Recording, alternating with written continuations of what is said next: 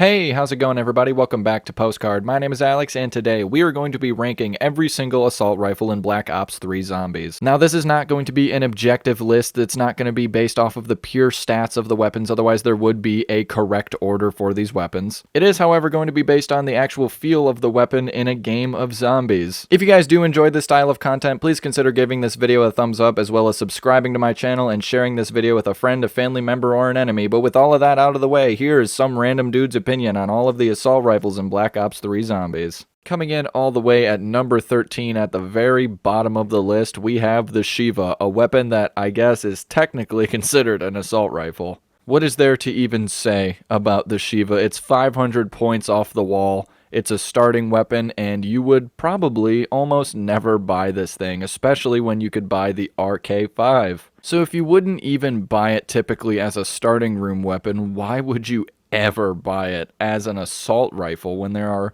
12 better, and let me rephrase, 12 much better options? If you were Team Shiva when it came to the starting room weapon argument, by the way, Shiva or RK5, I hope that you stub your toe, but not too bad, because I don't want anything bad to happen to you. But I hope that by you stubbing your toe, you just start to reconsider some of your decisions in life. Maybe where you put that footstool. Why is my footstool in the middle of my kitchen? Why would I buy the Shiva over the RK5? And why would I ever use the Shiva in any capacity ever? It comes in at the very bottom of our list, and for good reason. This thing sucks.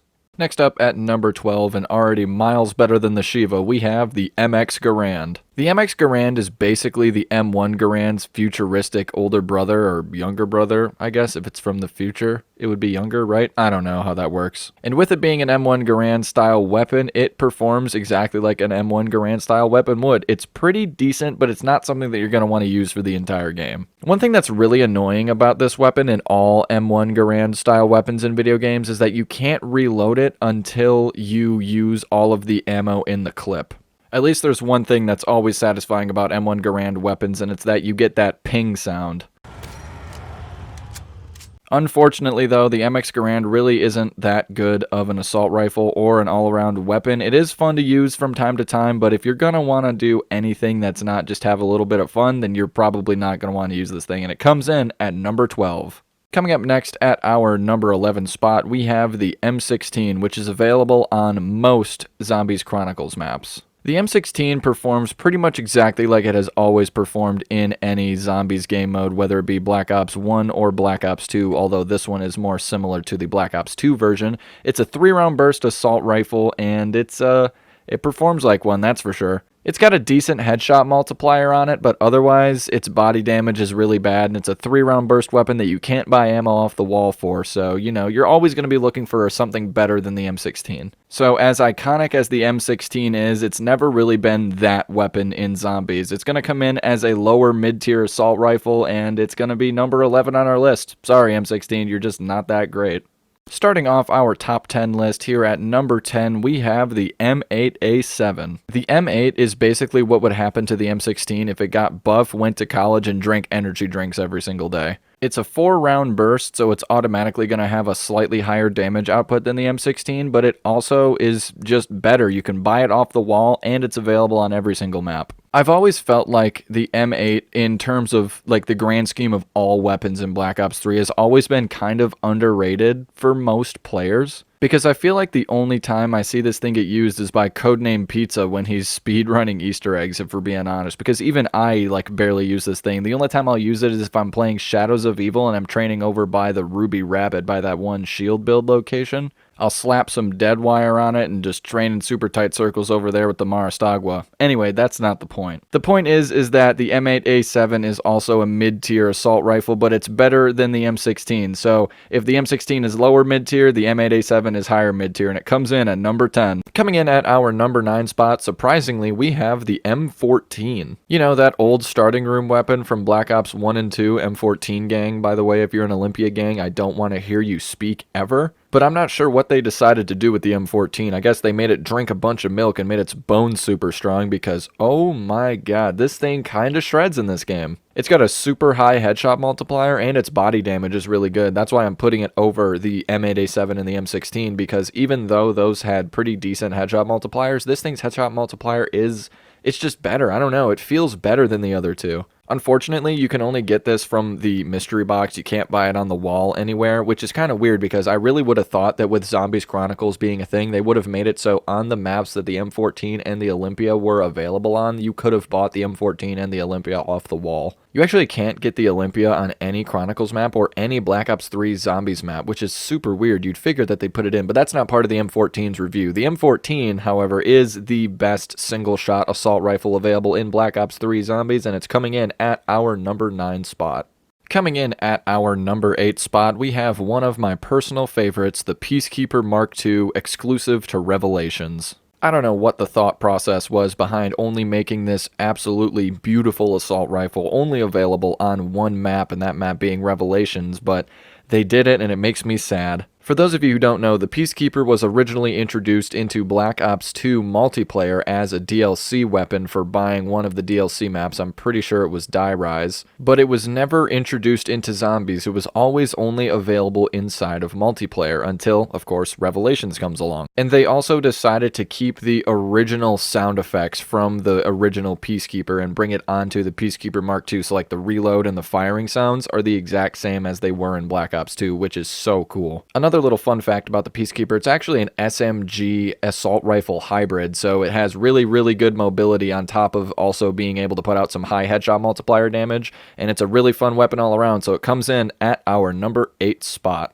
Coming in at number 7, just slightly better than the Peacekeeper Mark II, we have the ICR. Now, the ICR is basically the futuristic version of the M27, so it's going to perform very similarly to how the M27 from Black Ops 2 did. It's got a super solid headshot multiplier, and if you're going for anything that's not a headshot with the ICR, you are going to see the difference in damage, that's for sure. You can buy it off the wall on some maps for 1,500 points, but it's also available in the mystery box on every single map, so I'm sure at some point you've used the ICR when playing Black Ops 3 Zombies. It's got a decent fire rate. It's definitely not the fastest firing assault rifle of all of them. In fact, I'm pretty sure the Peacekeeper actually fires faster than this thing does. But its headshot multiplier just really, really makes up for it. So even without a high output of bullets, it has a high output of damage, given that you're actually hitting headshots. The ICR is basically an assault rifle that you would build in a lab. It's got pretty good range, pretty good mobility, solid damage to the body, really good damage to the head, and some decent ammo. So it comes in at our number 7 spot, right in the middle of the list, basically. Coming in just shy of our top 5 list, here at number 6, we have the good old STG-44, available on most Zombies Chronicles maps. Now, if you're a Zombies veteran and you've been playing since all the way back in World at War, you'll remember the STG as being one of, if not the most disappointing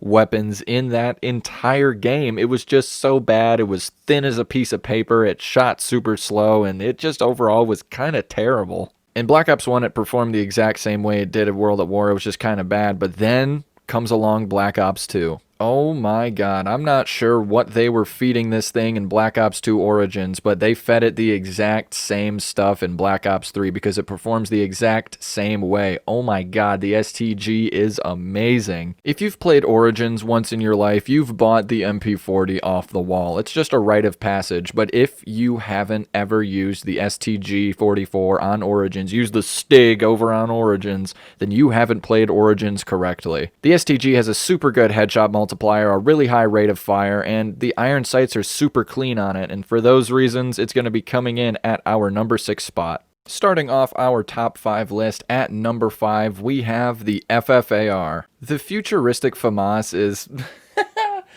Dude, it's so good! When you pack-a-punch this thing, it has 90 bullets in the magazine. 90.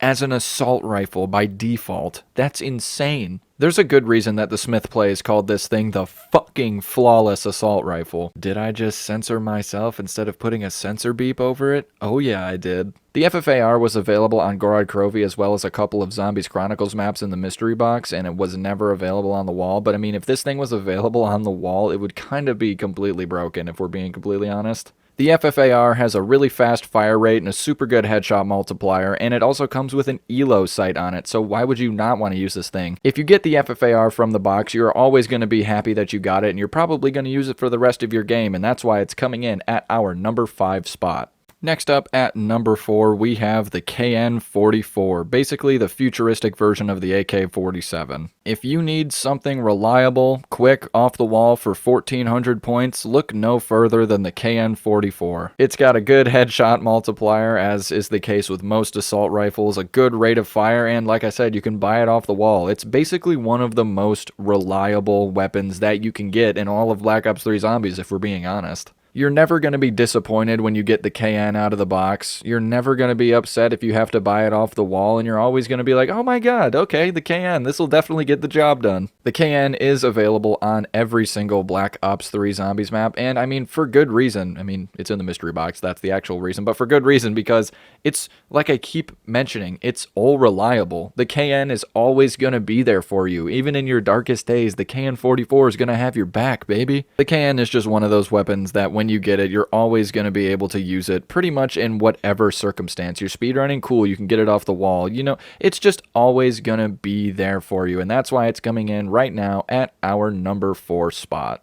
Coming in at our bronze number 3 spot, we have the HVK-30. Now, if the KN is all reliable, then the HVK is just all reliable's older brother who taught him how to be reliable. Older reliable, if you will. The HVK is a little bit more expensive off the wall, coming in at 1600 points rather than 1400, so if you've got a spare 2 headshots worth of points, then, you know, you're good, you can buy it off the wall. It's got an even faster fire rate with the same amount of ammo, and its headshot multiplier is about the same, but it also has a super tight hip fire spread. The HVK is just more than likely what you are going to buy off the wall if you're buying an assault rifle, just because it's so good. It's got such a fast fire rate and such a good headshot multiplier, like I just said.